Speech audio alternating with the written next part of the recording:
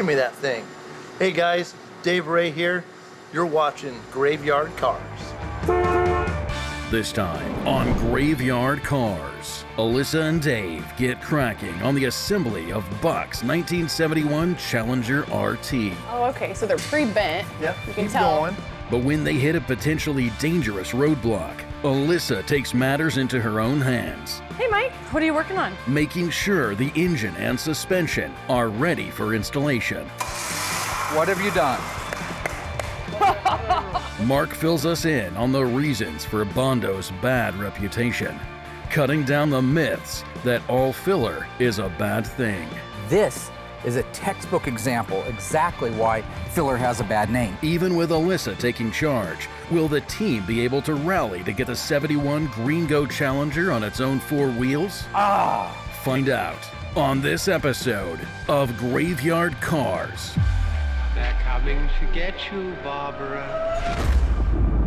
It has been established that the buried dead are coming back to life. I'm Mark Warman, and together we bring dead muscle cars back to life, to exactly the way they were on the day they were born.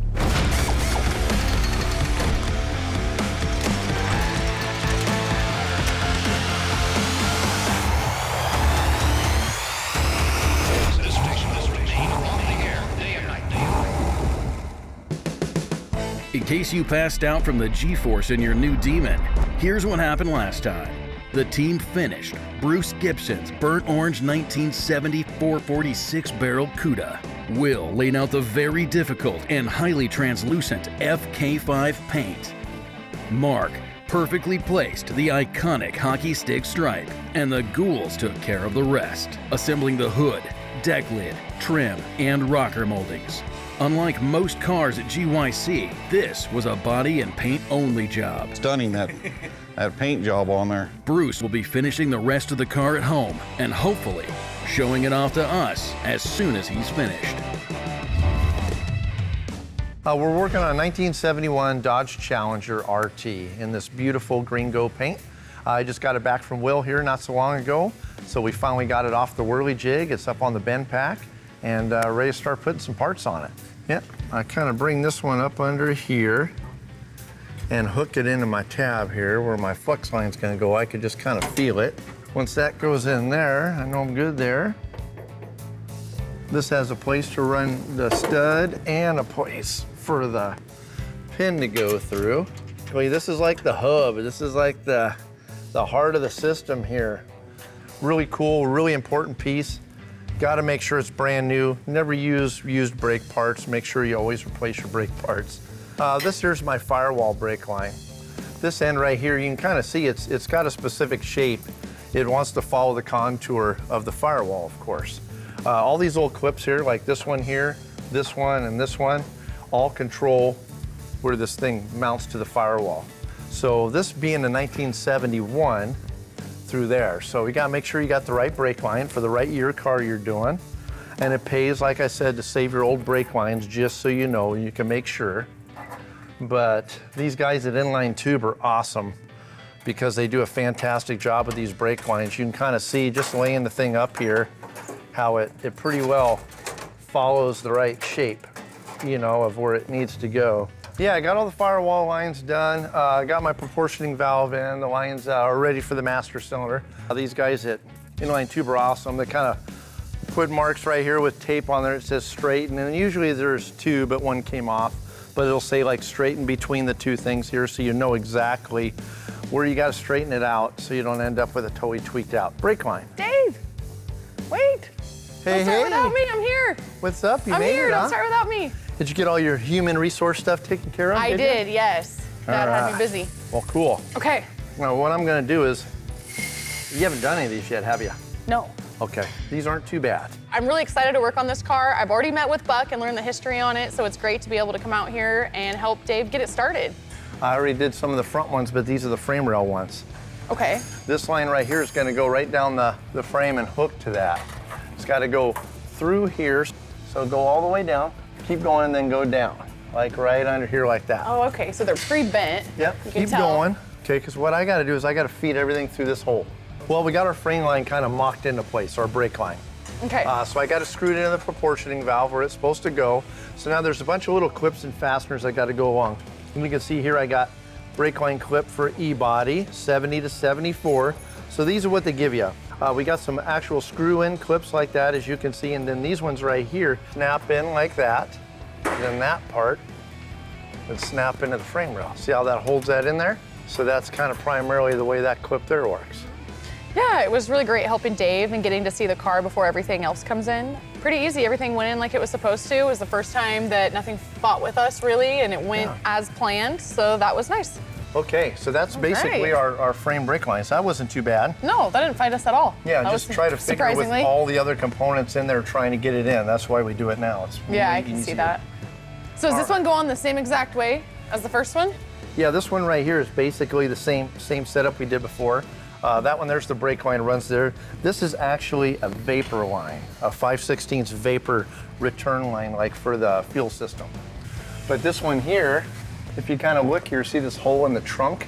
Yeah. This is where the vapor ventilation system is mounted on the 71 Challenger. So this line will actually come down the frame rail and point that way, and then it'll hook into that. Just watch the car there. There you go. All right, now I'm gonna go through this hole, and it's gotta sit kind of like this. So, yeah, and this one here will go on the same way. It'll have clips, and it'll have screws. But the thing is that it piggybacks the fuel line, and you actually clamp them both at the same time with a fatter clamp. But we'll put a couple clips to kind of just hold it into place. For now, let me get this sticker off here. Yeah. So that'll basically take care of that. So a lot of our under the car stuff is done. So we'll go through the assembly room checklist. Some of the stuff's questionable, but you up for helping me out with that for a little bit? Sure, yeah. Cool, all right. Well, whenever a car comes in here for assembly, of course, we get it up here on the bin pack, take it off the whirly jig. Then all those parts are brought in for that specific car and put on the assembly room shelves. And these are basically my shelves. I utilize this whole area underneath the workbench, on top of the workbench. So these are all the parts that came off of the car. Okay. Some cars hardly have anything on the shelves because there wasn't much of the car that we got to begin with. Like the Phantom Cuda basically had nothing but a steering wheel. I think is all we had on that car. So this is nice seeing it loaded down with parts so we know we're at a good starting point. Yeah. But I devised this list. I thought of every part from bumper to bumper on the car that goes on the car, and my amazing wife typed all this up for me, and it looks beautiful. Aww. So it was nice of her to do that That was for me. really nice of her. Yeah. After Allysa helps Dave go through the checklist, Dave gets prepped to install the very cool, very unique 71 Challenger RT headliner. Okay, right now on a Buck 71 Challenger, I'm working on the overhead consolette and formed headliner. So if you want to go ahead and get in the car, you can come around that other side and I'll actually hand it to you. And then we'll just kind of feed it back and then I'll get in on the other side. So it's not too So am I bad. okay to just get in? Yeah, yeah, it's on dollies. It's not gonna tip either way? No, it's not gonna tip. Why don't we have wheels on it yet? Because your dad's lagging. No. This is kind of a first. Usually, Ooh, this you know. does not feel... Here, grab that end of it. Yeah, there. usually it has wheels on it. Yeah, they're slow on the suspension, so I'm ahead of the game. And if you could just let it sit right like that, Okay. and let me get in over here. Yep. Ow. Yeah, this is the first overhead console formed headliner I've ever worked with. You know, I've seen them in car shows and stuff like that. Never had the pleasure of working on one. So this is something new and fresh, and it's a lot of fun to work on it. Let me get up in here. I'll just hang out. I know it's kind of a pain, huh? See, that's why I wanted your help, see? Yeah, I can see where it'd be a lot easier. A pain in the butt.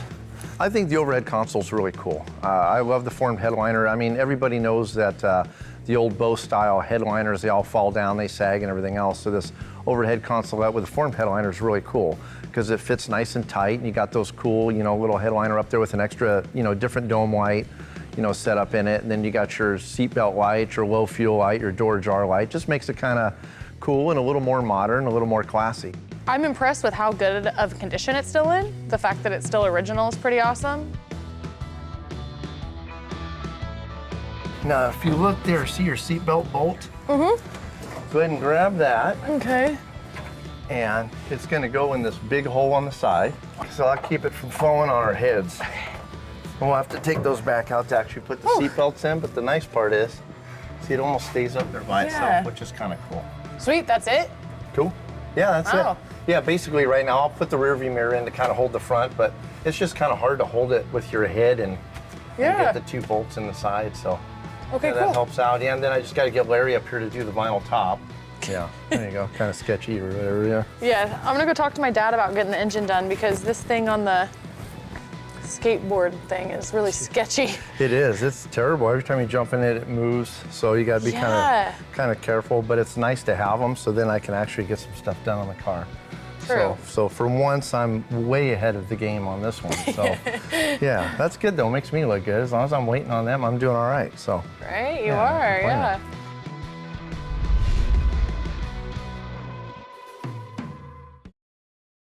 Hey. Why do you have that car on a skateboard? You want to repaint it? The nice thing about being an apprentice is that I have the ability to jump from each department and kind of be wherever they need me. So if Dave has worries or concerns or there's something out there that needs to be addressed to my dad, then it's nice that I'm able to come up and talk to him and kind of bounce around wherever they need me. What car are you talking about? The green Challenger? I'm saying, what car? The Challenger? Oh, okay. You know, if that's what you want to rename it, that's fine. Is it a Challenger? What car are you talking about? The green one that Dave's working on. He'll always go for that one question that he knows is gonna make me look stupid because I don't know the answer. And then I get upset, and then I get confused about why I ever even came into his office, and then I leave with no answers. So it's just a game. Because I'm usually out trying to explain to my daughter, who should know by now, what kind of car's in the shop. This is what's gonna happen. Dave or I are gonna crawl in that car, and it's gonna roll back and hit the bin pack, and we're gonna have to. Okay, I would recommend putting some chains around the base of it to keep it from rolling around.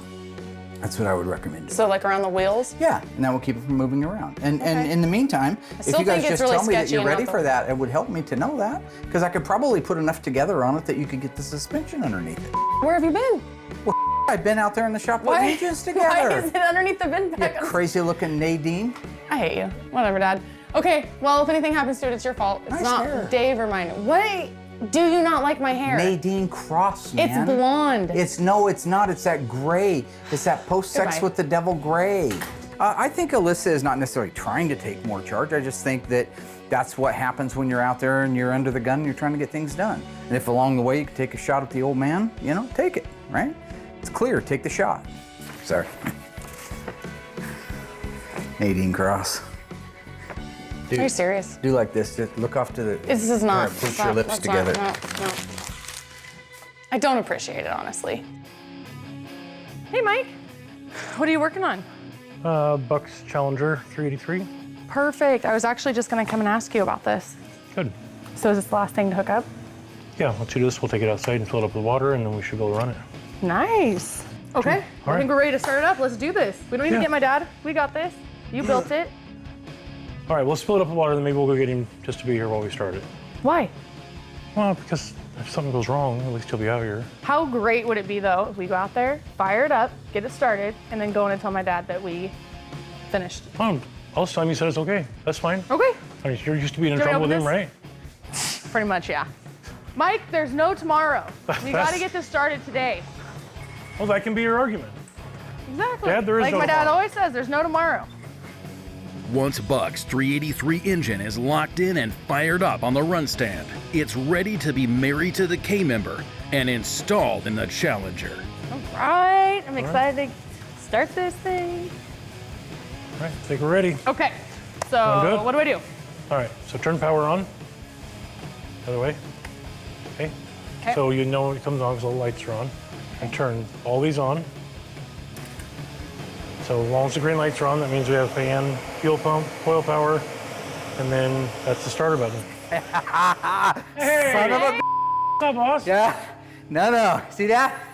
Ain't nothing getting by the kid. Nothing. Why are you Nothing doing at all? it? Nothing gets ran without the Well, wheel pump we being were just gone. coming to get you. Go ahead. No, you weren't coming to get Go me. ahead. I'm sitting in there filling out parcels, and I get You the have to whiff. run like 10 feet. 150 feet, and I zigzagged in and out of about 15 cars. There's 15 cars in? Yeah. Okay. Anyway, just started, would you? And I said, no. Okay. Sitting there in the parts. Need some oxygen? I smells it, right? Dissension. Okay. Stink. serious, Stench of Dad? dissension. Oh, I did. I knew something was going on. I peeked out there. 'Cause I thought, well, maybe Dave's getting ready to Wait. drive. a car, right? You were spying without on my us? approval. Why are you doing this? Why wasn't this done before? I thought we wanted to put this engine in the car. We did. Okay. Did you want to run it first? Yeah, we always Okay. run them. Well, then run it. But it was already on the stand. It's transmission. I thought. Right, so that we could store it. And then it was time to run it. I took it off. Actually, me and you both took it off, if you remember. At your age, you probably don't remember very much, but you remember it all working on it? No, You don't? haven't touched this engine. What are you doing? Are you getting ready to fire it up? I wanted okay, to. so you wanted What it do to you catch know? on fire? Yeah, I was We hoping can it pour would. gas on top of it and burn it if you want. That's what I was These hoping we wires are could touching do. the manifold, fool. Until you grabbed it, it was out of the way. This is why you gotta have the old man come out. Okay. Oh my God. This is why Colonel Jessup has to come out. Here we go. Voodoo. Let me know when you're ready. Voodoo. Zahoodoo. Anyway, can we just start this thing so I can get back to work? I thought you needed this drivetrain in that car because it was down on the dolly. Oh, that's why it's out here. You want the master to do it? Yeah, please. Please, master. But Big Daddy, is that what you call yourself now, Big Daddy? Please don't. Double check you didn't do a Darren Blackball on me where you disconnect the wire. No, there's no wire. Clink, clang, clow. Can't understand you. All right, now it's ready to start. Okay, go ahead, Big Daddy. What have you done? What happened, Dad? Rupert's ruined it. If I could I do your did? laugh, that now would be the time I do it. What is it? How did I ruin it? What did I do What to is ruin it? it? You dumb got the wrong size flywheel. You on. put it on there. No, I didn't, you crazy. That, when I walked in, you had the bell housing, the flywheel, which only has 4 bolts in it, so I know you did it, and the starter on it. Oh, yeah, I remember now. You're right. I don't know what I was All thinking. right, Joe, you put it on. Man, I'm crazy.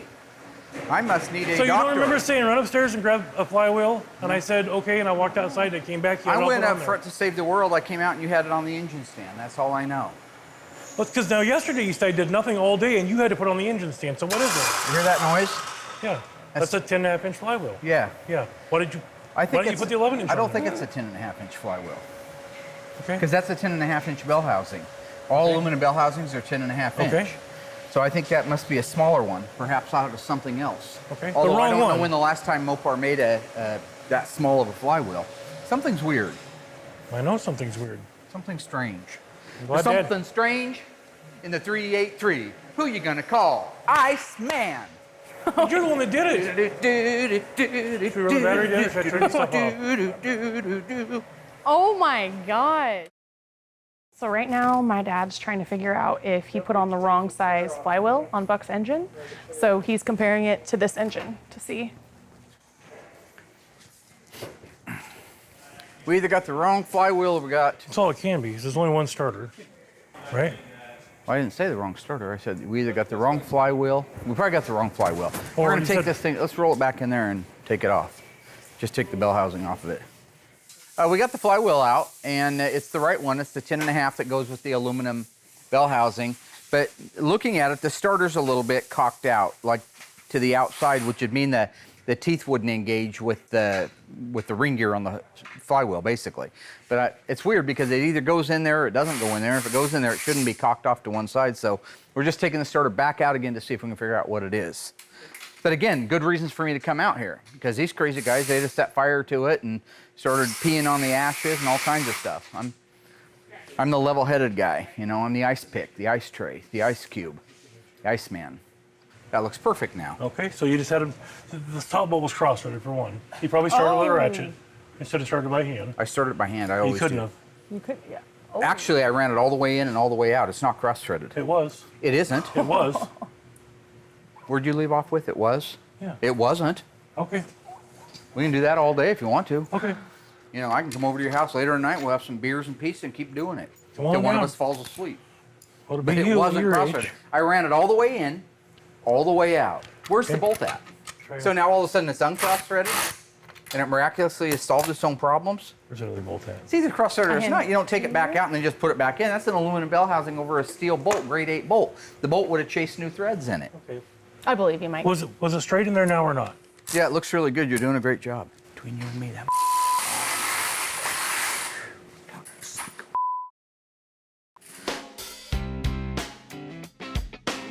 A little bit earlier, I was talking to Josh about the filler on the 69 Dodge Charger. I just wanted to take a minute or two to dispel a terrible myth that's out there, and that is the word Bondo. So Bondo is bad. We take a picture of this, we put it on Facebook. I was teasing him about that, and you're gonna have 100 keyboard commandos coming in and talking about how Bondo is butchering a car. First of all, Bondo is a trade name. That's the actual name, a proper name of the plastic filler used many years ago and still probably made today. What we put on the car is a plastic filler, all right? Just imagine it's a really, really thick primer, okay? If it's used right, in this case, this is right. How we do it at Graveyard Cars is right. How many shops do it in the collision world is right. It got its bad name from doing it wrong. The right way, start with fresh bare metal, grind it down to the metal, put an epoxy sealer. We use DP90. It's a catalyzed epoxy sealer. Put your filler over the top of it. Don't have your filler too thick. But in this particular case, if you look, you can see the metal poking through in areas. That's how thin it is. But that slim, slick, non-millage coat is actually making this panel really, really flat. Over the top of that, we're gonna put a catalyzed urethane primer. Now that filler, that plastic filler, some people call Bondo, we use a 3M product.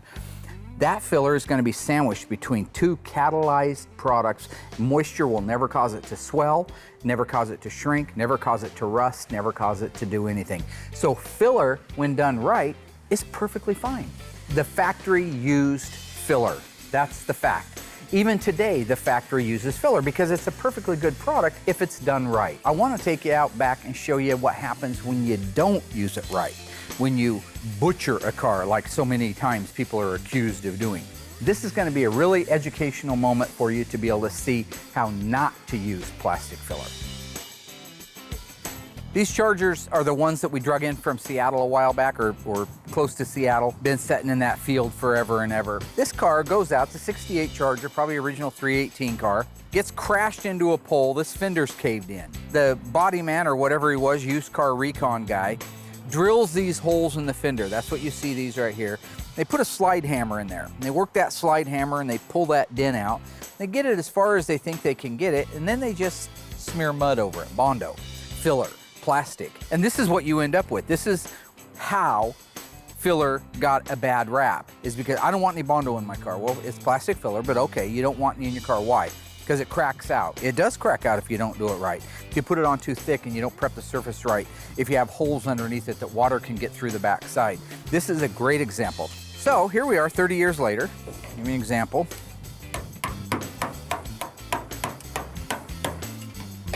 There's a chunk of the filler. If you look at the back side of it, you see it's rusty. This was ready to let go too. This is decayed faster than the areas where it still had decent adhesion to the metal. But this was the rust that was starting to form that was causing this filler to come off. That's what the fender looked like when the body man was done straightening it out. This should have never had filler put over the top of it. One, the fender should have either been replaced, probably would have been the best thing, or at least repaired right. But at the very least, one thing a body man could have done if they would have took the time was to cut this section off, put it upside down on like a flat area where you can beat the back side of it out, shape it right, put it back on and weld it up.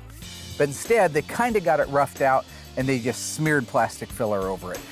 Over these holes. Imagine these holes are exposed to the elements on the back side. Every time it rains, water goes up. Well, this stuff absorbs. It's just plastic. It'll absorb water, and when it does, it swells. Then it begins to form rust on the bottom of it, and then at the end of it all, that's what you have. This is a textbook example exactly why filler has a bad name. You look at our Charger in there, it's clean, it's done right. It was bare metal to start with. It was shiny bare metal with a good sanding and a good bite to it. Then it got epoxy, then it got filler, and then it gets urethane over the top of that. It's perfect, it's sealed right, and it'll last forever. That's what you don't do right there.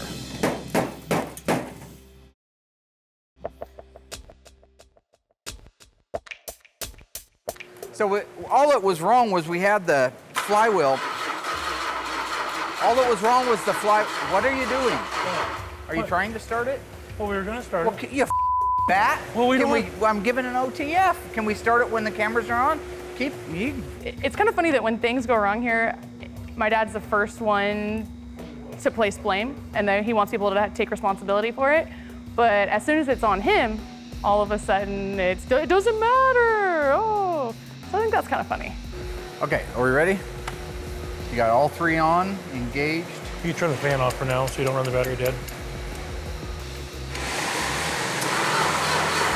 The flywheel's turning. No, battery's dead. Okay. And the battery's dead. Beautiful day in the neighborhood. So definitely not the climax I was hoping for. Thought we'd come out here, turn it off, and boom, fire it right up. And that is definitely not how this is going. I think the number one factor is probably my dad, who's contributed to this problem, honestly. I'm not sure what happened. At first we thought it was the flywheel, then we thought it was a starter, and now I'm not sure where we're at with it, to be honest. But all I know is that those are the parts that my dad put in, so super glad he signed off on those, because it did us a lot of good. We took off the distributor cap to find out that the points had slid shut on it, and that's why we weren't getting any spark. So we took a break, we charged the battery up, we made sure we brought the crankshaft up top dead center, made sure that it was pointing the right place. So I think we're ready to try it again. You guys ready to try it again? I'm ready. You feel comfortable? Let's do this, I hope Let's so. do this, mother blanker. All right. All right. Oh. You know how to do it, remember? Okay. Key goes on. Go ahead.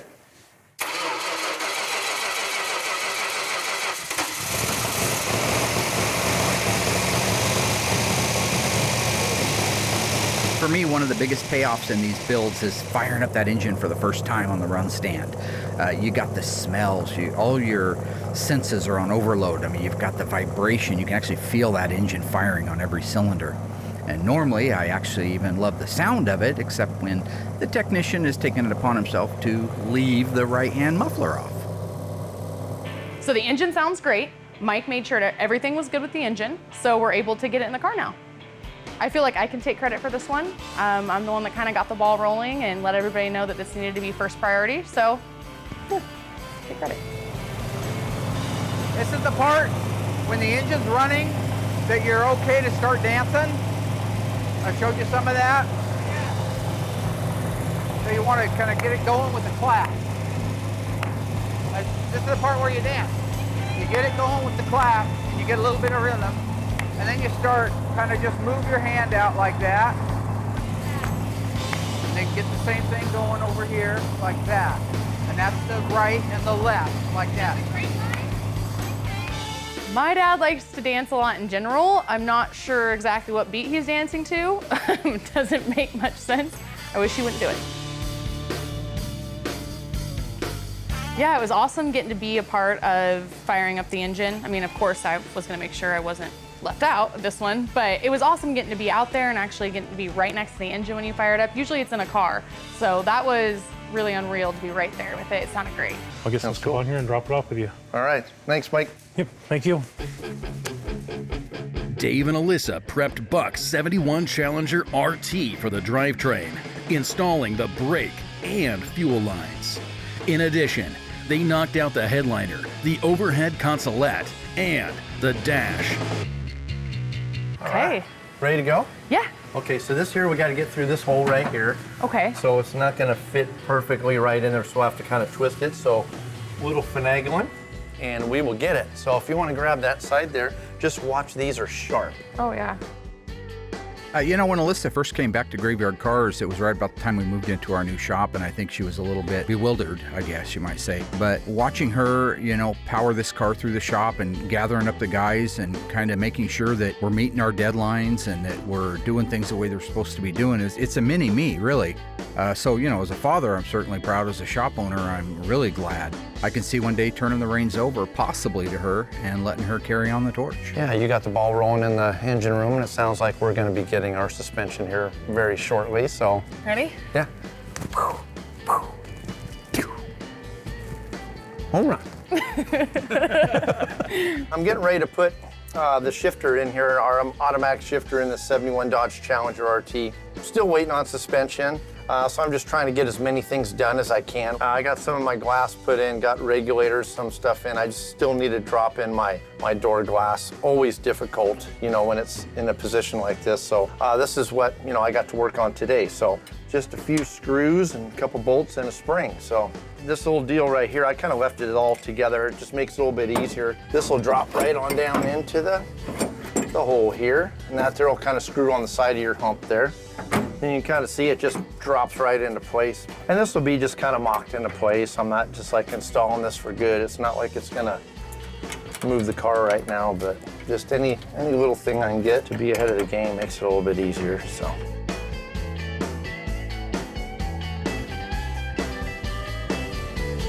So this here being a slapstick, I don't know if, a lot of people knew, back in the day, I know a lot of racers did, but the reason they call it a slapstick is whenever you drop it in a low like that, every gear you go up, you just hit it. It only goes one gear at a time.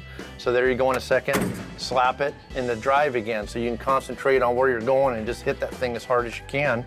Then it stops in drive and it won't go into neutral. So to get it in neutral, you got to go and push your button again to get it to go into neutral, or push in your button to get it to go down into low again.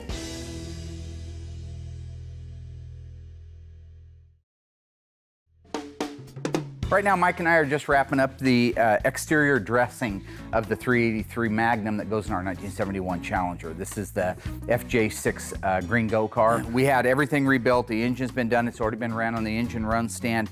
It's kind of interesting because this is such an amazing amount of stuff that goes on an air conditioning car. Usually when you see our engines, you just got the intake manifold, the valve cover staring at you, a nice air cleaner. You got the pulleys and stuff in the front. But with this, you've got this monstrous setup on the top. I mean, look at the size of that AC compressor. Look at the belts that route out around the alternator, down around the crankshaft. This is quite a setup for back in the day. This is the exact routing of the belts as it was intended when the car was new, and the exact brackets and bracketry that goes with it that was originally designed by the manufacturer. So we're getting to a point where we just have heater hoses, choke stove we have to put on, we have our breather that we need to put on, and our high pressure and low pressure power steering hoses. At that point, the engine will be ready to put into the car. Once we do that, we can get the car down. With all this being built out, it's ready to go in. The rest of the car is also ready to be built out. And that brings us over to the massive, massive air conditioning sub pieces that go inside the car. That's what we're looking at right now. So Classic Auto Air, they're the company that we sublet all of our air conditioning stuff to. We sent it out, it looks terrible. It's old, it's rusty, it's crusty, nothing's plated like it's supposed to be. Everything is in dire straits that comes back to us, and here's a completely restored, you could call it a suitcase or a heater box, whatever you want. Everything, including right down to the Firewall installation pad, comes back with this. This is a multiple component piece. And what's nice about this is we didn't have to do it. Meaning, could we fumble our way through it? Of course we could. Would it take us 10 times longer than the people that do it every single day? Yes, it would. So it's nice that everything is here, it's laid out, it's marked, it's inventoried, and now we can just go over to the car. Another interesting thing about these factory air conditioning, H51 is the alphanumeric code that you would see on the fender tag or on the broadcast sheet. Chrysler was selective, in some cases for obvious reasons, in other cases not so obvious reasons, as to where they would put their air conditioning. So for example, 340, available both with a 4-speed and an automatic transmission. Both you could have got with air conditioning. 383. Hey, Davey Dave. Hey, boss. 383. 4-speed, automatic, didn't matter. You could get air conditioning. Now, however, when you got into the 440s, you could get a 440 with an automatic transmission with H51 air conditioning. However, you could not get a 440 and a 4-speed transmission with air conditioning, which blows me away because I can't imagine why that would be. You could not get a 446 pack with air conditioning with either transmission, and you could never, ever get air conditioning with a 426 Hemi in any car. Part of those reasons, I think, for the 6-pack is the size of the air cleaner would have had an obvious interference. Yeah. Why, if you had a 6-pack, you would also have the multiple variable speed wiper that held flush to the cowl so that that big air cleaner wouldn't hit it. You couldn't get 2-speed wipers and a 6-pack on a car. So all very interesting, but the one that I don't understand is why you couldn't get a 444 barrel 4-speed with air conditioning. Huh, yeah, that's weird, huh? Be a good question to pose to my little friend Tony, who thinks he knows everything. Certainly knows a Philly steak sandwich. He's not even here to defend himself. I love it. The guy's created a new employee handbook Alyssa's been working on. It's a very in-depth handbook. I noticed that the first 6 pages pretty much cover my whole act of what I can't do. So we're doing a rewrite. Working on that, keep you posted. Bottom line is our air conditioning unit is ready to go into the car. That's one of the next things we're gonna do. However, we do have to install the drivetrain in the car so we can get it down on its wheels and tires, roll it off of the rack, then we can get the doors wide open to put this in. So that's where we're at right now on our 1971 Dodge Challenger RT formal back roof 383 automatic Gringo FJ6 car. Finally got word from Larry that he's going to be able to make it in today, so excited to see the vinyl top actually go on this car. He finally got a free moment, so I kind of told him, you know, what we're needing for this particular top, because it's going to need a little bit of foam overlay around that back window plug. So foam's really cool. Yeah. This is a closed cell foam. Yeah. And this foam, if we got up here and it's too much, we can hand sand the edge down. It doesn't absorb any moisture or nothing. No, no. And that's the same stuff the factory used, because whenever Yeah. we pulled this top off the car, it had that foam still glued to that window plug. So Yeah. we're just emulating what the factory did back in the day. So Yeah.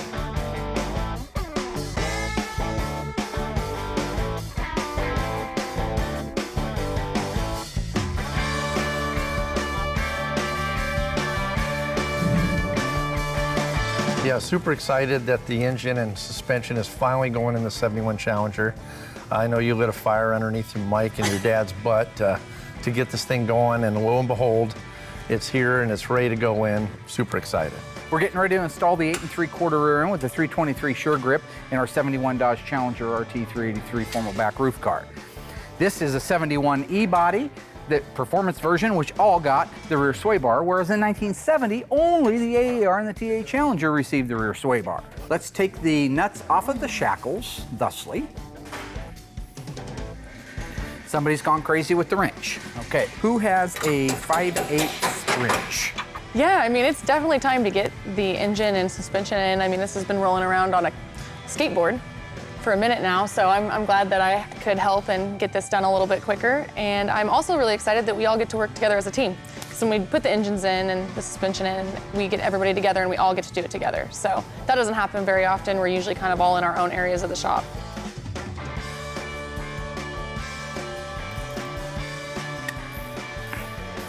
The outer shackle brace bracket comes off.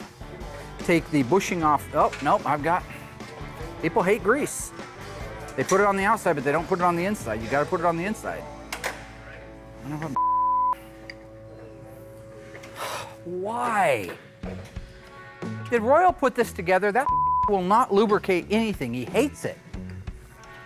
God, it just makes it taking it apart so hard. You hear that squeaking? That shouldn't happen. Yeah. There should be grease in there. He hates the grease. Can we put some grease on it now? Why don't you come over here? We will once we get it apart.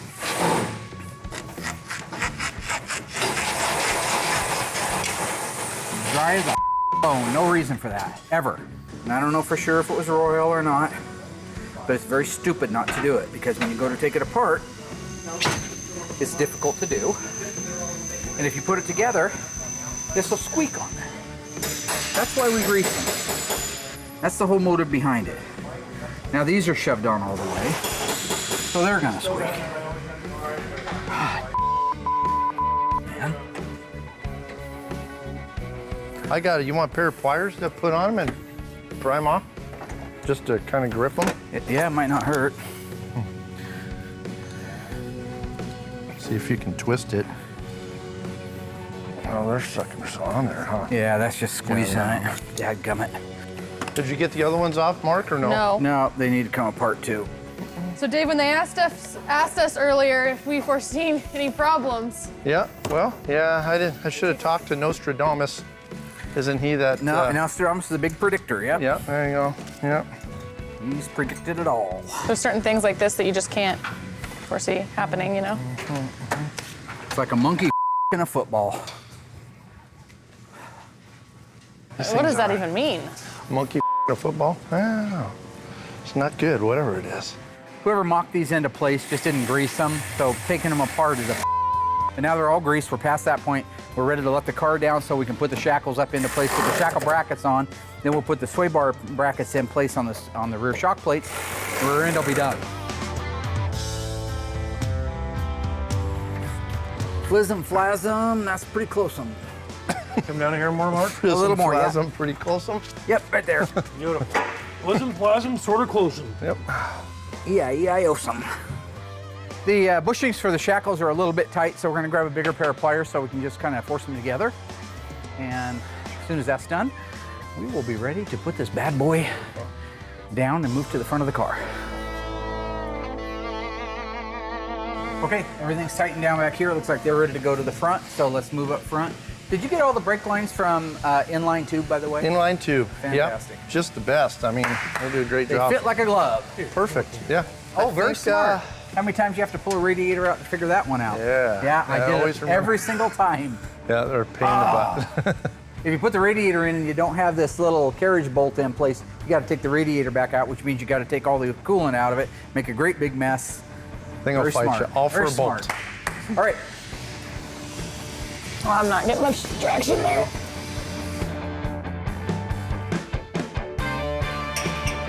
There. The come only down a thing little more? is, and that'll give us a Have a lot handle more. for All that right. wolf. Yep. Yeah, it's always nice to get a suspension in the car. Then I can get it on wheels and makes it a heck of a lot easier to work Do you have on. one of your bolts in, Mark? Okay, so we've got the transmission cross member in place.